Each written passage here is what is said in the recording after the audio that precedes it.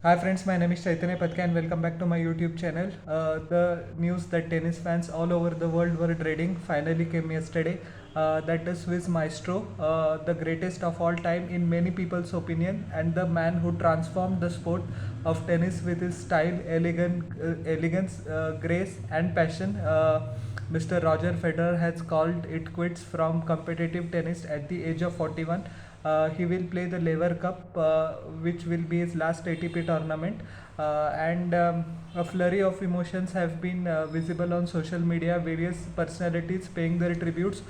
People from all class sections of societies, including celebrities, are mourning the fact that even though this day was going to come sooner rather than later, but many people still have yet to come to terms with the fact that Federer will no longer play. Of course, he had been away from competitive tennis since July last year when Hubi Hurkacz defeated him at Wimbledon, which included an infamous 6-0 bagel in the final set.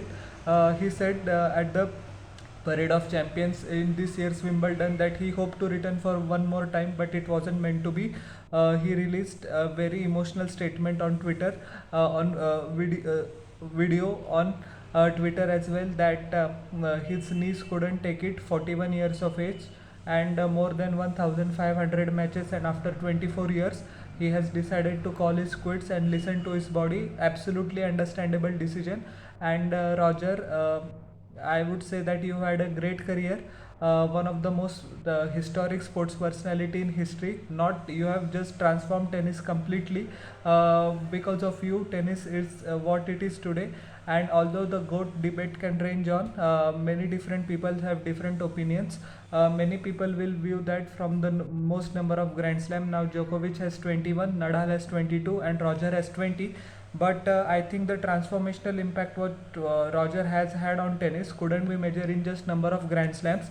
As we know, that the prize money exploded during Roger Federer's prime years, aided by his popularity. In 2003, when he won his first Wimbledon, many couldn't have envisioned what he is going to achieve. Though the talent was limitless in Roger from a very young age, he used to get very angry or frustrated in his younger days and used to throw away matches that he should have won. But after the sadly demise of his Australian coach, he just transformed his game. He made sure that he worked more hard, and yes, the results followed. Complete domination on the men's tour from 2003 onwards to 2008, with 2006 being perhaps the greatest year of any tennis player of all time, rivaled only by Djokovic in 2015, I would say.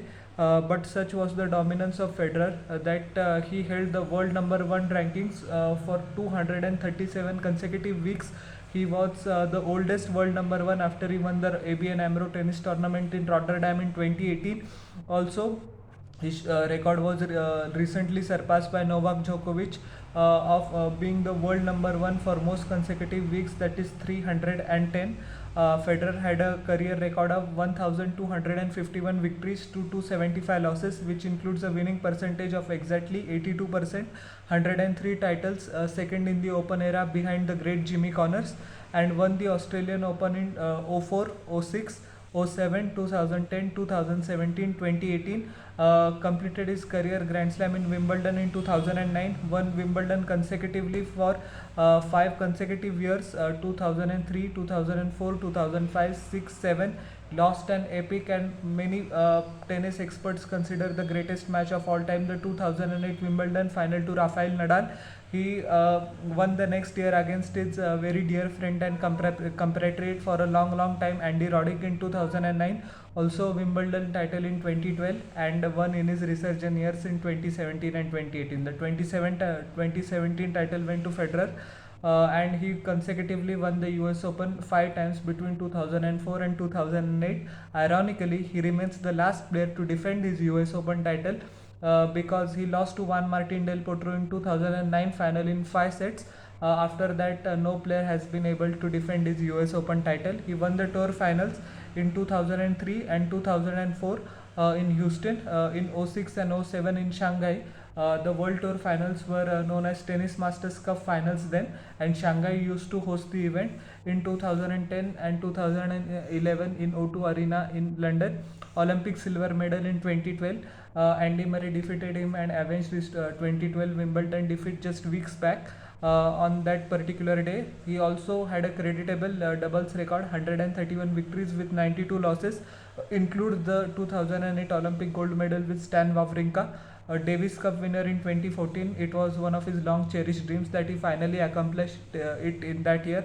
And Hopman Cup in 2001 with Martina Hingis, in 2018 and 2019 with Belinda Bencic. So he has had a stellar career. His record speaks for himself, and I think he doesn't need to prove to anybody that what he has contributed. And as I said a few moments back, that the GOAT debate will range on, but in terms of aesthetics, pure grace and elegance, no player will ever come close to Roger Federer. There is an article by a New York Times journalist in 2006 which describes Roger Federer playing at Wimbledon as a religious experience. And Roger Federer and Wimbledon, it is a match made in heaven. And both Wimbledon is synonymous with Roger, and Roger is synonymous with Wimbledon. He dominated every tournament in his peak years between 2003 and 2008. But I would also like to mention that his resurgence in 2017 to 2019, until he heartbreakingly lost the 2019 Wimbledon final despite having 2 match points. It is one of the lessons for all sports person that you should never give up despite the fact of having so much money, so much fame. Because as you know that when in 2016, in middle of 2016, Roger Federer decided to skip the second part of the season and have a knee surgery. Nobody expected miracles from him, yet there were some signs in the Hopman Cup that something special is going to happen, and that something special did happen.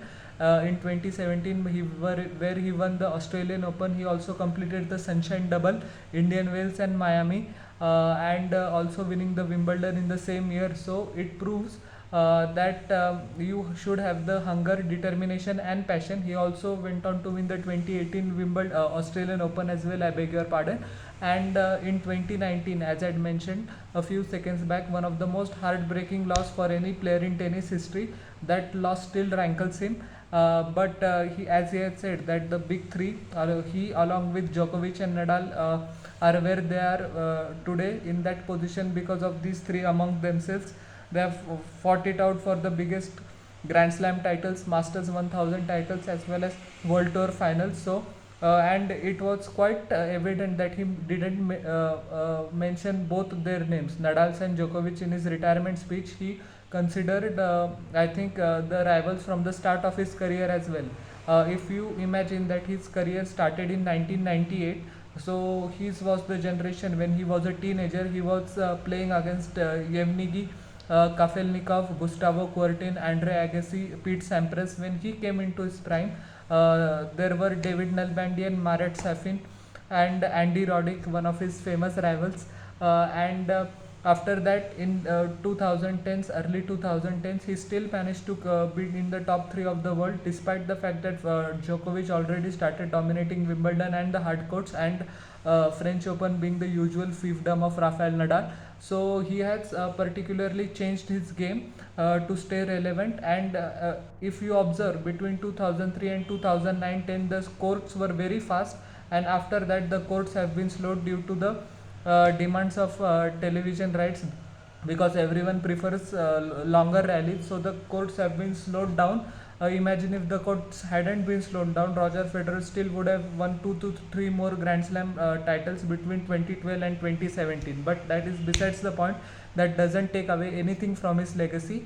And he was a fantastic clay court player as well. Many people say that Roger Federer is not one of the greatest clay court players of time, but it has been said by Rafael Nadal himself that Roger Federer is one of the greatest clay courters of all time. He just ran into Rafa every time in the French Open or any Master Series title, and Rafa was particularly very happy, and he started crying when Federer won the 2009 French Open against Robin Soderling and completed his career Grand Slam. It was one of the most deserved Grand Slam of all time. And we have to remember 2 years back in 2020 he still participated in the French Open on we can say one leg and still managed to get through three consecutive games. I remember the match against Dominic Kopfer of Germany. It was in the night session, epic four-setter, and Federer managed to win it. After that, he pulled out of the tournament in 2021. I beg your pardon, sorry for that. He pulled out of the tournament to concentrate on Wimbledon and still reached Wimbledon quarter final at the ripe old age of 40. So you can see his talent. Such kind of highlight reel, reaching the fourth round of French Open and reaching the quarter final of Wimbledon at the age of 40. Many youngsters, only tennis players dream of that run even in their prime. So he has achieved that when he was 40 years of age. So you can see his talent. Andy Roddick as also once said that he was the one, I think, who suffered the most due to Roger's presence. But Andy said that his muted celebrations after the 2009 Wimbledon final, when Roger Federer won an epic in the final set, they were very muted, which shows Roger's humility and grace, and to empathize towards his opponents when they have lost. It is a very rare quality to have, as we know that Roger has many philanthropic interests as well. He has visited India in 2005 as well and did many great works for charity.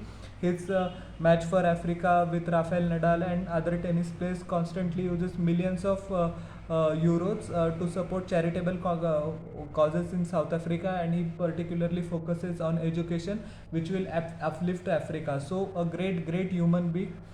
He is very humble, he is very down to earth, and if you observed yesterday, the reactions of Twitter were from all people from all stratas of society, includes politicians, famous sports person in India, Sachin Tendulkar, Virat Kohli, and every other sports person also wish Federer very well for his retirement, and he deserves it.